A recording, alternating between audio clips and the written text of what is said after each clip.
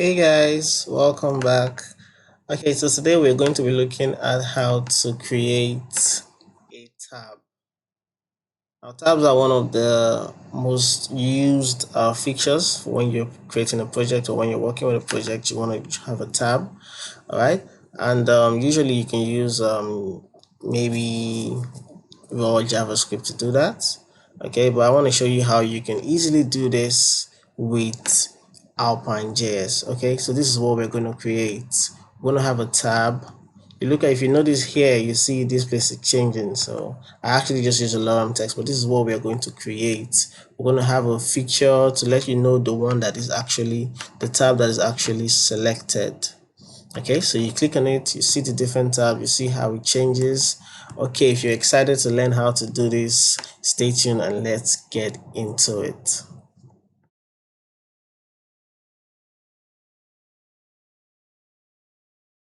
Okay, so right now what we're gonna do is we're first gonna create a HTML structure and then we can start creating our tabs. Okay, so firstly, as you know, we have to link our tailwind and our Alpine. Okay, so I already have that saved somewhere, so I just copy that and paste it real quick. Okay, all right, so now we've linked our tailwind and CSS. So right now, so we're going to have to now start building our tabs. So firstly, we need the headers for our tabs, right? We need a place where you can have tab 1, tab 2, and tab 3. Okay, so when you click on it, you click on it, you click on it. Okay, so we're going to create that first.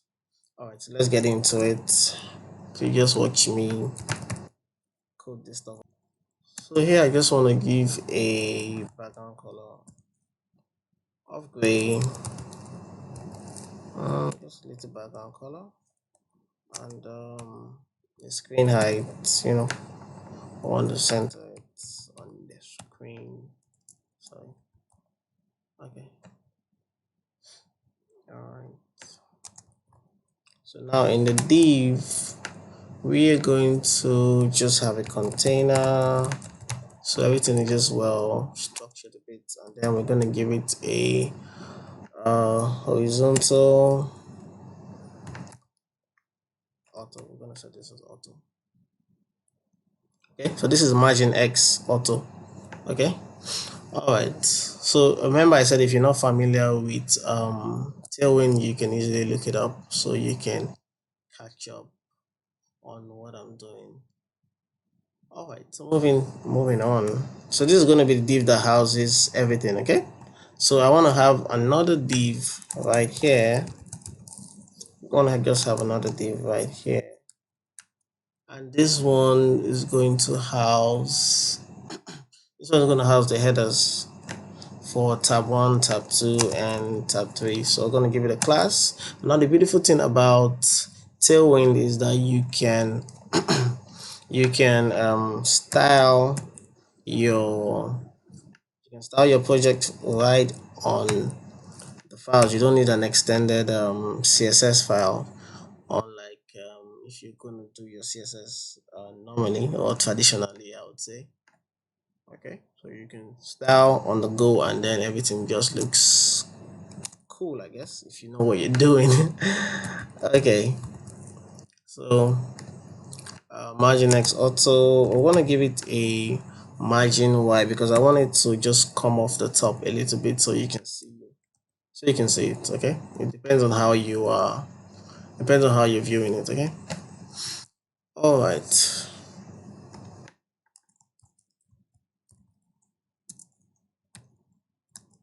So here we're going to have our lists.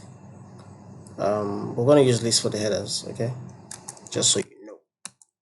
All right, in case you didn't know. All right, so here's a cool shortcut I just want to show you. If you're using Visual Studio Code actually, so you can do this and say 3, and it gives you 3 lists already. So it's a cool way to use shorthands to actually gain time on your workflow. So if you're interested in that, I'll maybe put up a video on it. But if you're interested in it, just let me know in the comments. I'll definitely put up a video on it. Okay. All right. So moving on. Just want to style this. So here I'm going to say tab 1. Here. So we're going to give it. Oh, let me actually show you. Okay. So you see. All right, so this is going to be our tabs, right? But if you can see right now, they are vertical, right? I want them to be horizontal and not vertical. So for me to do that, I need to include a style, or a class actually, called flex. So that will make them horizontal. Let me show you now. You see now they are horizontal. All right, so these are at least just simple things you can just pick up on as you work. So feel free to go through the bootstrap. Sorry if I said bootstrap. Tailwind. Feel free to go through Tailwind and learn the classes. Maybe, well, learn the classes basically. Okay, so moving on. I have the lists. What I want to do now is actually start. I want to start styling them actually. Okay. All right. So for this one, I'm gonna say padding X of 4. I want to put the words in the middle of it, of the little box, kind of like a header tab thingy. Okay, so that's why I'm doing this. So I'm saying padding Y. Padding Y is a vertical padding. You're going to give a padding at the top, at the bottom as well. Then ML is margin right. Okay, you're going to give a margin right of 1. Then I want it to be rounded at the top, so I'm going to give it rounded T, and then I'm also going to give it a background of white. Okay, is that all I want to do? Let me see how it looks. Okay, so this makes sense. All right, so let's do that for the remaining 2. So what I'm just going to do, I'm going to copy this and I'm just going to paste it. So cool thing about Visual Studio Code, you can have multiple cursors at the same time. You can see I have 2 cursors at the same time, so I'm just going to paste. It's so nice. Okay, so I have this. Let's see. Then we can move on. All right, cool stuff. Okay, so let's move on now. And let's get the body. Right, let's get the body. Okay, so now to style the body, where the actual content of the tab is going to be situated at.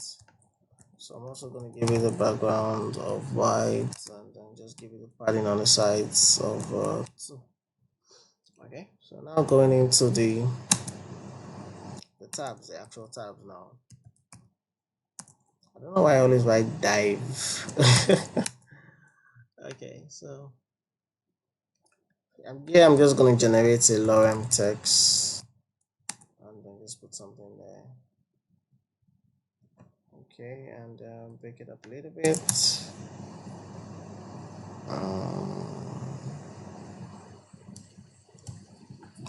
Oh, not much. Okay, so we have this. I'll duplicate it twice. Okay, so these are going to be my lorem text, but you see right now they are all the same. Okay, so I need to be able to differentiate them when I click on another tab. All right, so I'll just add something, a little indicator here, and say tab 1, I guess, and then here should be tab 2 and also tab 3. Okay, does that make sense? Right, tab 3. Or should I do something more? Okay, let me add some more. Let me just add some more. So you see this one is much, this one is maybe scanty, and then this one is just here. All right, but for each you can see the tab. So when we change them, you know how they're going to, you'll be able to differentiate them right now. Okay, Cool. So this is what I want to do. So notice already they are all showing. You can see tab 1 is here, tab 2 is here, tab 3 is here, right? They are all showing right now, but that's not what we want to do. We want to hide tab 2 and tab 3 and show only tab 1, and then when we want to show tab 2, we want tab 1 and tab 3 to be hidden while we show only tab 2, and then the same for tab 3. Okay, so that's what we want to do. So how do we do that? That's what we're going to use Alpine to do right now. Okay, so if you remember from our videos, you notice by now that the first thing we are going to do is to create our states or our components, basically, whichever one you want to call them. All right, so we have to do that in the div that houses everything. So you be sure to always check the div that houses everything. Right now I know I can use this div, it will work, but I just want to see if there's another one. Okay, this one works as well, so I can easily just put them in here and it will work perfectly as well. It will work perfectly as well. Okay, so to declare my state, we'll say x data,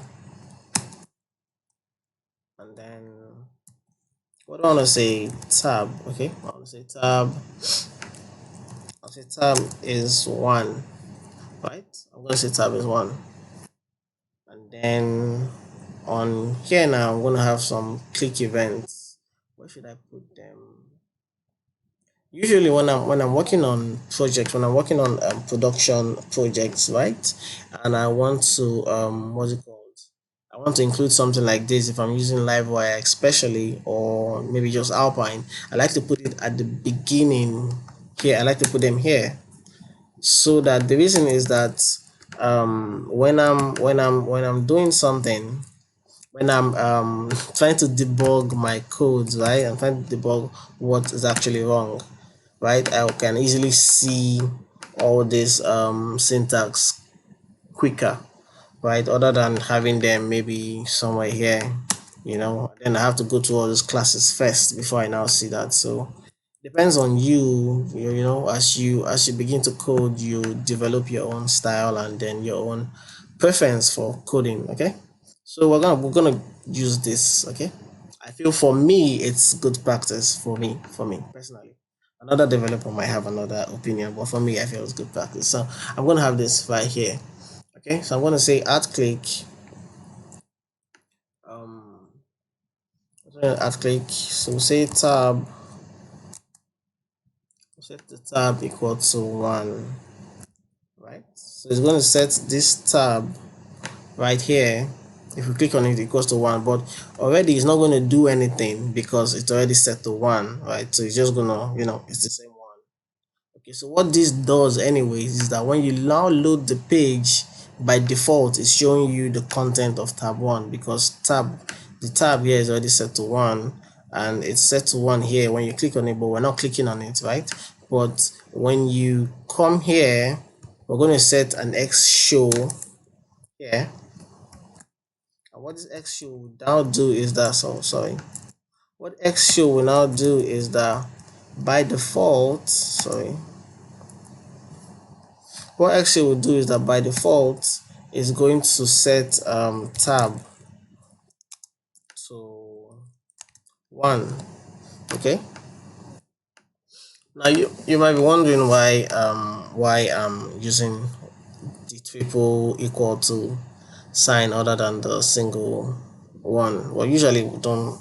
Well, anyways, let me just try and explain this. Okay, so if I was using let's say I was programming, right? So if I wanted to declare a variable, right, if I want to declare a variable, and maybe I say dollar data for some reason equals to this variable, right, equals to maybe this, right? So this will be me declaring a variable. Okay, but the reason why I'm using triple equal to is saying saying tab is equal to 1 or something that represents 1.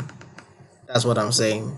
So I'm vaguely saying 1. I'm not giving a direct how do you call it now, I'm not giving a direct description basically, or direct specification actually. for 1. I'm saying, okay, set show tab that's equals to 1 or looks like something that is, that could be 1. That's what I'm saying here. Okay. All right. So if you are not still clear, you can go read that up. Okay. All right. So moving on. So I was doing this actually. Sorry, I was distracted by my explanation. Okay, so I'm back. I'm no longer distracted anymore. I'm back. So I'll put this now here. Yep, yep. Okay. So this is for 2. So it's going to set tab equal to 2. So when I click on, what happens here is that when I click on this second tab, right, the click event is going to come in and it's going to set tab, which is this component here that I already set, right? It's going to now set it to 2. Remember, it's 1 here, right? But when I click on this, it's going to set it to 2. So it makes it 2. So that means that here now, when I now have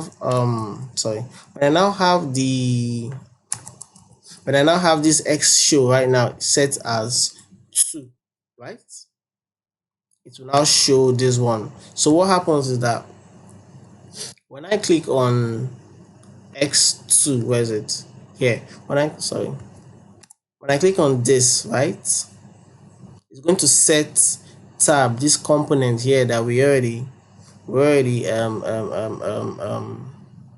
declared. Basically, it's going to set it from 1, it's going to set it to 2. At the moment it's set to 2, Xshow will kick in because we already told Xshow to show this whenever tab equals to 2 or something that looks like 2. Okay, so that to the moment it sees this or it meets this condition, it's going to show this. Okay, I hope that's clear enough. You know, I don't know how to explain that part, but I hope that's clear enough. Okay, all right. So we're gonna do the same thing for here. This is for 3. Okay. Let me just add this click event.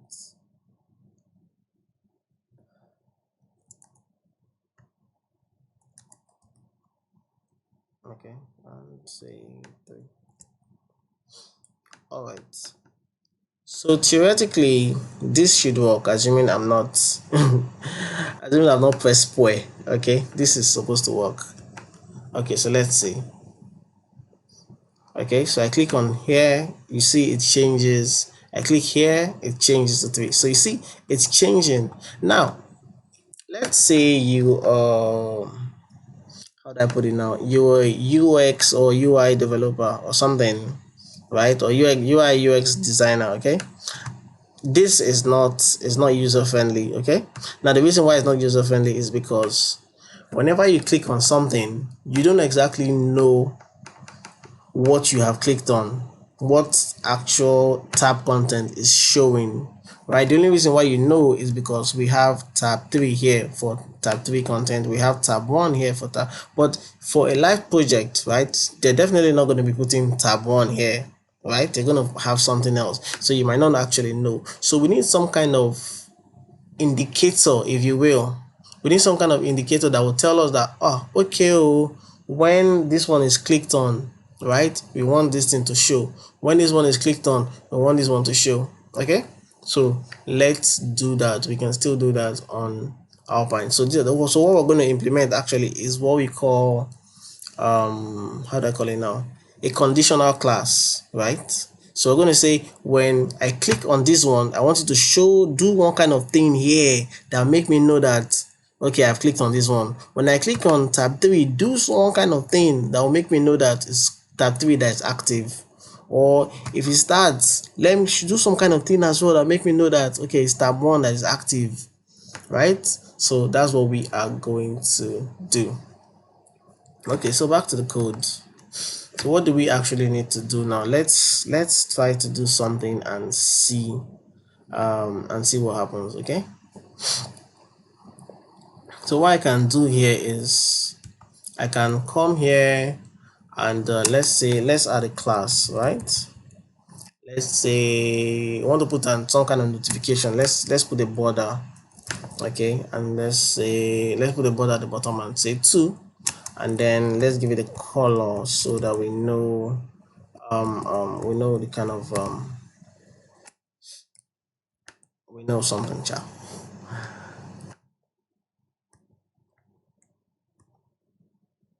Okay, cool. So now I don't know if you can see this. Let's see. Okay, so I bet you can see the color here now. It's blue, right? So when you load the page, it shows you tab 1 by default is the one that is active. You see that by this node, by this blue line here, right? But now what we want to try and do is when I click on this tab 2, I want this line here, this color, right? I want it to come here to this tab 2 so that we know that I've clicked on tab 2. And then when I click on tab 3, I want this same line too to come to tab 3 so that I'll know that yes, so I'll click on tab 3, so it's showing here. You get me? Okay, so that's what we want to try and do. So that we want to implement the conditional class now, okay, with Alpine. Let's see how sweet that will be. Okay, so firstly, what do we do? Well, if you know what to do, you can pause the video and try it. Okay, I'll give you time. Just try it. I'm waiting. Okay, so I'm assuming you tried it. Did it work? Let me know. If it didn't work, well, let's see how we can do that. Okay, so what we're going to do is we want a dynamic way of showing this class on all these ones here whenever we click on it, right? So how can we do that? There's a component called, rather there's a property called xbind on Alpine, and we're going to look at that. It's called xbind. But what we want to do first of all, we want to declare some other components here. Okay, we want to declare some other components here. So I want the one for, let's call it active, right? So in other words, whenever any of these tab is clicked on, if it's clicked on, it means that it's the one that's supposed to be active right now, right? So whenever it's clicked on, it's active. Okay, so I want to be that whenever it is active, add some kind of conditionals to it. In this case, classes, right? So that's what I want to do. So the classes now, this class that's giving it that blue line at the bottom, I'm going to take it and I'm just going to put it at the top here. I'm going to add it here as a conditional at the top here. Okay, so now that is done, I'm going to now add this what's it called now, this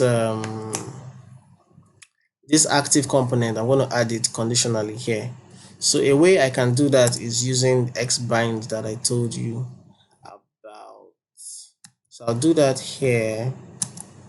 Now I can say there's a normal way of writing it is saying xbind, right? I can say xbind and then say class, and then I'll type what I want to do. And then there's also a shorthand that I can just remove this and just use colon class. So in other words, I'm binding the class. So if you study the documentation, you notice that you see that I can also use style. If you're into that kind of thing, you can also use style and then say something like, I don't know, color red, right? You can say color red. You can do some other things as well. It's cool. So Alpine gives you a lot of flexibility. Okay, so anyways, we just stick to what we're going to do right now, which is the class. So the class we want to add is this one here, active. Well, how do we want to add it? You understand? What should Alpine look out for to be able to add this class? What is the condition and what is the specification that the team must meet? The requirements, the prerequisite that it must meet to what's it called, to add this class to it. Okay, so what we're looking for is this tab. Whenever this tab whenever this component here is 1, that is, if you click on this tab and it's 1 and it's showing this right here, right, it means that if it's showing this right here, it means that tab 1 is active. So this is the conditional, right? So whenever this tab equal to 1 is true, whenever it meets this condition, it's going to show this. And whenever it's showing this, we want this one to be set. We want this header here to be set as active. Okay, that's what we want to do. So this is the conditional now that we are looking out for. So this is the conditional that we are now going to use to do it. So I'll say this. So I said this is the conditional that I want you to meet. Then I'll say, okay, when you meet this conditional, do this. Right? Do what? What am I adding? Do this, which this is the active that we've already specified here. So in other words, when it meets this conditional, it's going to run active. So it basically going to take these classes here and then it's going to put them here. Okay, so if you look at the markup, you're actually going to see it as if it's like this. Okay, all right. So now for this to work, it needs another parameter. It expects a parameter, right? So in other words, it's saying if this requirement is met, do this, otherwise do something else. Do you understand? So it needs another parameter. So it's supposed to be like this, and then I'll now put another parameter here. So in other words, if this is not met, do something else. So what is it now supposed to do? Okay, what is it supposed to do? Now, what that now means is that I need to add another component here, and then I can say something like none, or I can say nothing, or something, and it depends on what you want to write. Okay, so I can say that. And one feature I want to add is that, let's look at it. One feature I want to add is that, okay, no, this is going to break. If I look at this now, it's going to break. Okay, this is going to break. What do I want to do? Okay, let me just show you what I want to do first. Okay, so one feature I want to add is that as long as this one is active, right? If this one is active, it means these other two here, they're not active. And if they're not active, I want you to have this sense that, okay, if you move your mouse here, you understand, maybe just do you like say, maybe you just click on. Do you understand? Maybe you this is one, maybe you click on. You understand? That's what we want to do. So what we want to do basically is I want to create a hover feature, hover function, or hover style, or whatever you want to call it, right? So when I come here, I want it to just do something. When I move my mouse over it, I want it to do something. Okay, so that's what we want to do. We don't want this one to hover because this one's already active, right? It has already been clicked on or something, so we don't want it to hover. We just want these two to hover. So it makes sense to now use this this parameter here, now this class, rather this component here, to now do that hover thing, because here it's not going to work. It's to not work, as in, since this one is active, it will now show you that blue line at the bottom, but if this one is not active, it will now show you that hover. So we're going to do that hover thing now. So how do we do that? We're just going to add the class. We're going to add the class here, and then we're going to say hover, and then we're going to say give it a background of blue, and then let's give it shade of 100. Okay, so now I can add the none here. Sorry, now I can add the none here. Okay, hope that makes sense. I took my time to try and explain it. Okay, so hope it makes sense to you. All right, so let's see it now. Okay, so by default this one is active, right? So if I click here, you notice that the line has gone. You see the line is no more here, and it's hovering now. If I move my mouse on it, the color changes to some sort of blue. You see that? But if I click back on it, the hover has gone and now the line has come back.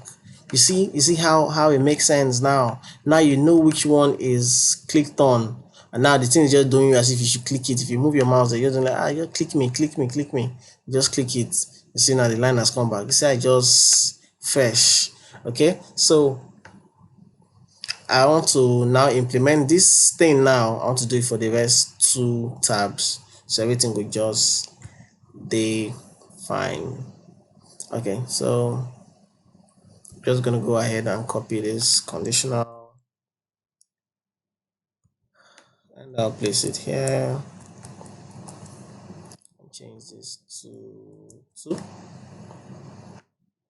Come here, do the same thing, change it to 3. Okay, so I'm guessing we are done with it.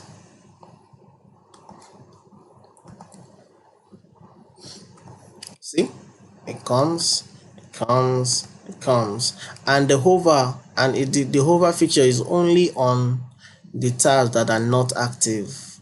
You see, the one that is active, it doesn't hover. If it's not active, it hovers. Okay, so that's it, guys. If you liked this simple tab implementation, it's really cool. It's really easy. You can style it any way you want, and guess what, it really works well for pictures as well. If you want to show pictures, I think that's what I'm going to do in the next video.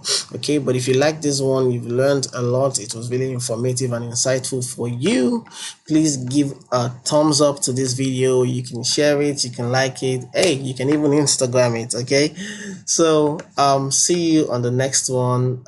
Take care and have a good day. Bye bye.